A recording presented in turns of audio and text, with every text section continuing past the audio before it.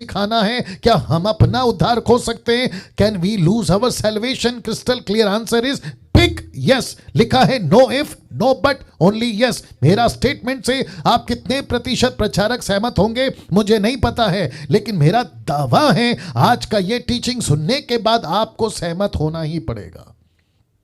जी, आपको सहमत होना ही पड़ेगा। ऐसा किसी प्रकार का वचन, ऐसा किसी प्रकार का स्टेटमेंट मुझे पूरे बाइबल के अंदर नहीं लिखा हुआ मिला जहां पर यह लिखा हो कि हम अपना उद्धार नहीं खोज सकते। नहीं मिला, नहीं मिला।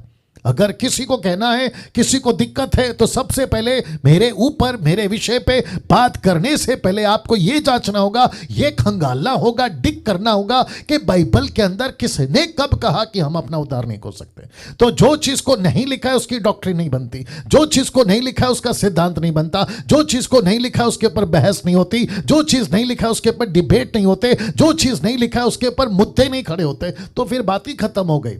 तो इसका मतलब है बाइबल कहती है कि एक एक वचन में आपको चेतावनी, वार्निंग मिलती रहेगी, जहां पाया जाएगा कि एक विश्वासी उद्धार पाने के बाद, वो चाहे 1 साल का हो, 10 साल का हो, 30 साल का हो या 40 साल का हो, वो अपना उद्धार पक्का खोएगा अगर उसने अपना जीवन परमेश्वर के वचन के अनुसार अगर नहीं जिया, जिसको मैं अभी रखने जा रहा हूं।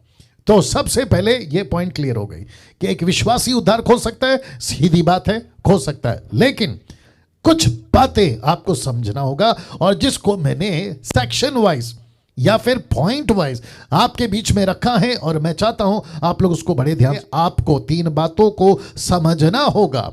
कौन सी वो 3 बातें? सबसे पहला, उद्धार क्या है।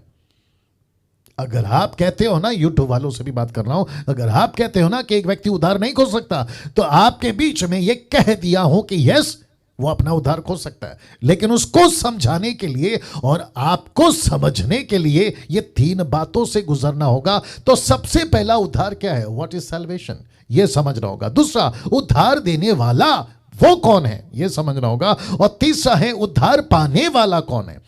तो एक हो गया उद्धार क्या है, दूसरा हो गया उद्धार देने वाला कौन है, और तीसरा हो गया उद्धार पाने वाला कौन है। अगर ये 3 चीज को आप समझ गए और ये 3 चीज को मैं समझाने में कामयाब हो गया, तो मैं समझता हूं कि आखिरी की वीडियो जब खत्म होगी, आपके मुंह से यह जरूर निकलेगा कि यस पास्टर डैनियल, हम आपके स्टेटमेंट, बातों से सहमत है, क्योंकि आपकी बातें आपकी नहीं, बाइबल के वचन के कॉन्टेक्स्ट में है, जिसको कहते हैं rightly dividing the word of truth. तो सबसे ऐसा शरीर मिला है जिसको कहते हैं आदम का शरीर, एक ऐसा रूह मिला है या जीवन मिला है जो ये संसार में जीना ही है, और तब तक जीना है जब तक हम बुढ़े होकर मर नहीं जाते, या शहीद होकर मर नहीं जाते, या किसी और कारण से मर नहीं जाते। तो फिर हम क्या करें, पाप तो होगा, उल्टी सीधे बातें आएंगी। ऐसे टाइम पे क्या करें? तो पौलुस क्या कहता है, देखो, कहता है परंतु मैं अपनी देह को, अपने बॉडी को क्या करता है, मारता, कूटता, वश में लाता हूं। माय गॉड कहता है मैं अपने शरीर को मारता हूं, कूटता हूं, वश में लाता हूं। क्यों? ऐसा ना हो कि औरों को प्रचार करके मैं आप ही किसी रीति से निकम्मा ठहरूं, निकम्मा ठहरूं। से डैनियल, जब तक हम संसार में झूठ तो बोलना पड़ेगा, तो क्या ये बात पौलुस नहीं जानता था? वो कहता है मैं अपने आप को मारता हूं।